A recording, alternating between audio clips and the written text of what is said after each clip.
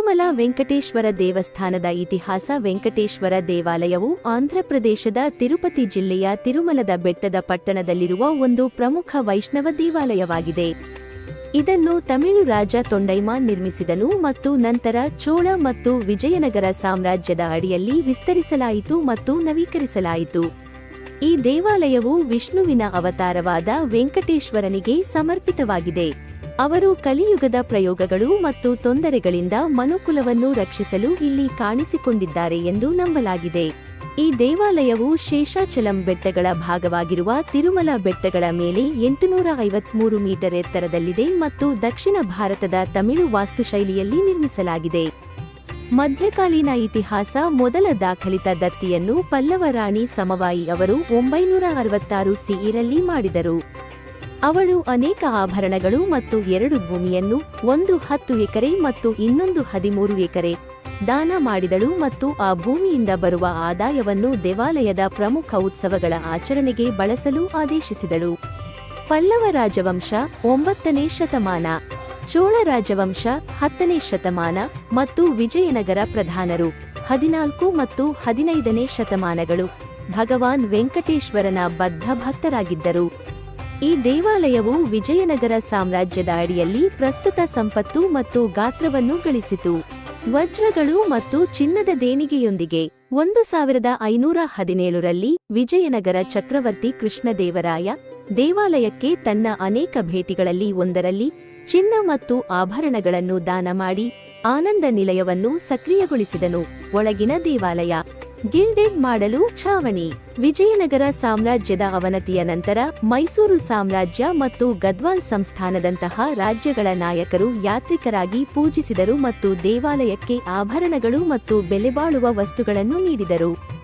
ಆಧುನಿಕ ಇತಿಹಾಸ. ವಿಜಯನಗರ ಸಾಮ್ರಾಜ್ಯದ ಮುಸ್ಸಂಜೆಯ ನಂತರ ದೇವಾಲಯವು ಜುಲೈ 1656ರಲ್ಲಿ ಗೋಲ್ಕೊಂಡದ ಕೈಗೆ ಹೋಯಿತು ಮತ್ತು ನಂತರ ಇದು ಅಲ್ಪಾವಧಿಗೆ ಫ್ರೆಂಚ್ ಅಡಿಯಲ್ಲಿ ಮತ್ತು 1801 ಸಿಇವರೆಗೆ ಕರ್ನಾಟಕ ನವಾಬ್ ಅಡಿಯಲ್ಲಿತ್ತು.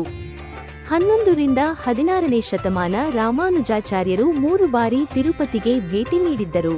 ಮೊದಲ ಸಂದರ್ಭದಲ್ಲಿ ಅವರು ತಮ್ಮ ಚಿಕ್ಕಪ್ಪ ತಿರುಮಲೈ ನಂಬಿ ಅವರೊಂದಿಗೆ ರಾಮಾಯಣದ ನಿಗೂಢ ಅರ್ಥವನ್ನು ಕಲಿಯಲು 1 ವರ್ಷ ಕಳೆದರು. ಅವರ ಎರಡನೇ ಭೇಟಿಯು ತಿರುಮಲ ದೇವಸ್ಥಾನದಲ್ಲಿ ಸ್ಥಾಪಿಸಲಾದ ಪ್ರತಿಮೆಯ ಸ್ವರೂಪದ ಬಗ್ಗೆ ಶೈವರು ಮತ್ತು ವೈಷ್ಣವರ ನಡುವೆ ಉದ್ಭವಿಸಿದ ವಿವಾದವನ್ನು ಪರಿಹರಿಸಲು ಆಗಿತ್ತು. 102 ವರ್ಷಗಳ ವೃದ್ಧಾಪ್ಯದಲ್ಲಿ ಕಳೆದ ಭೇಟಿಯಲ್ಲಿ ಆಚಾರ್ಯರು ಗೋವಿಂದರಾಜನ ಪ್ರತಿಮೆಯನ್ನು ಸ್ಥಾಪಿಸಿದರು ಮತ್ತು ಪ್ರಸ್ತುತ ತಿರುಪತಿ ಪಟ್ಟಣದ ಅಡಿಪಾಯವನ್ನು ಹಾಕಿದರು. ರಾಮಾನುಜರು ತಿರುಮಲ ದೇವಸ್ಥಾನದಲ್ಲಿ ವೈಕನಾಸ ಆಗಮ ಸಂಪ್ರದಾಯದ ಪ್ರಕಾರ ಧಾರ್ಮಿಕ ವಿಧಿಗಳನ್ನು ಸರಳೀಕರಿಸಿದರು ಮತ್ತು ಪಾರಾಯಣವನ್ನು ಪರಿಚಯಿಸಿದರು. ನಾಳೆಯರ ದಿವ್ಯ ಪ್ರಬಂಧಂ ಭಗವಂತನ ಸೇವೆಯನ್ನು ಸಾಂಸ್ಥಿಕಗೊಳಿಸಲು ಮತ್ತು ದೇವಾಲಯದ ಆಚರಣೆಗಳನ್ನು ಮೇಲ್ವಿಚಾರಣೆ ಮಾಡಲು ಅವರು ತಿರುಮಲೈ ಅನಂತಾಳ್ವಾನ್ ಅವರೊಂದಿಗೆ ಸಮಾಲೋಚಿಸಿ 1119 ಆಡ್ನಲ್ಲಿ ತಿರುಪತಿ ಜೀಯರ್ ಮಠವನ್ನು ಸ್ಥಾಪಿಸಿದರು. ಜೀಯರು ಇಂದಿಗೂ ರಾಮಾನುಜರು ರೂಢಿಸಿದ ಆಚರಣೆಗಳನ್ನು ಪಾಲಿಸುತ್ತಿದ್ದಾರೆ. ಕ್ರಿಸ್ತ ಶಕ 1417ರಲ್ಲಿ ಚಂದ್ರಗಿರಿಯ ನಿವಾಸಿ ಮಾಧವದಾಸನು ಗರ್ಭಗೃಹದ ಬಂಗಾರು ವಕೀಲಿ ಮುಂಭಾಗದಲ್ಲಿರುವ ತಿರುಮಾಮಣಿ ಮಂಟಪವನ್ನು ನಿರ್ಮಿಸಿದನು. ಕ್ರಿಸ್ತ ಶಕ 1535ರಲ್ಲಿ ಪೆದ್ದ ತಿರುಮಲಾಚಾರ್ಯರು ದೇವಾಲಯದ ತೊಟ್ಟಿ ಮತ್ತು ಆದಿವರಾಹ ದೇವಾಲಯವನ್ನು ನವೀಕರಿಸಿದರು. 19ನೇ ಶತಮಾನ 19ನೇ ಶತಮಾನದ ಆರಂಭದಲ್ಲಿ ಬ್ರಿಟಿಷರ ಆಗಮನದೊಂದಿಗೆ ದೇವಾಲಯದ ನಿರ್ವಹಣೆಯು ಈಸ್ಟ್ ಇಂಡಿಯಾ ಕಂಪನಿಯ ಕೈಗೆ ಹಸ್ತಾಂತರವಾಯಿತು. ಅವರು ದೇವಾಲಯಕ್ಕೆ ವಿಶೇಷ ಸ್ಥಾನಮಾನವನ್ನು ನೀಡಿದರು ಮತ್ತು ದೇವಾಲಯದ ಚಟುವಟಿಕೆಗಳಲ್ಲಿ ಹಸ್ತಕ್ಷೇಪವನ್ನು ತಪ್ಪಿಸಿದರು. 8. ಮದ್ರಾಸ್ ಸರ್ಕಾರವು 1817ರ ನಿಯಮಾವಳಿ 7 ಅಂಗೀಕರಿಸಿತು. ಇದು ಉತ್ತರ ಆರ್ಕಾಟ್ ಜಿಲ್ಲೆಯ ಕಲೆಕ್ಟರ್ ಮೂಲಕ ದೇವಸ್ಥಾನವನ್ನು ಕಂದಾಯ ಮಂಡಳಿಗೆ ರವಾನಿಸಿತು. 1821ರಲ್ಲಿ ಇಂಗ್ಲೆಂಡ್ನ ಬ್ರೂಸ್ ದೇವಾಲಯದ ನಿರ್ವಹಣೆಗೆ ನಿಯಮಗಳನ್ನು ರೂಪಿಸಿದ್ದರು. ಇದನ್ನು ಬ್ರೂಸ್ ಕೋಡ್ ಎಂದು ಉಲ್ಲೇಖಿಸಲಾಗುತ್ತದೆ. 1843ರಲ್ಲಿ ಈಸ್ಟ್ ಇಂಡಿಯಾ ಕಂಪನಿಯು ತಿರುಪತಿಯಲ್ಲಿನ ಇತರ ದೇವಾಲಯಗಳ ಜೊತೆಗೆ ದೇವಾಲಯದ ಆಡಳಿತವನ್ನು ಹತಿರಾಮ್ಜಿ ಮಠದ ಮಹಂತರಿಗೆ ವರ್ಗಾಯಿಸಿತು. ಅವರು ವಿಚಾರಕರ್ತರಾಗಿ ಕಾರ್ಯನಿರ್ವಹಿಸಿದರು.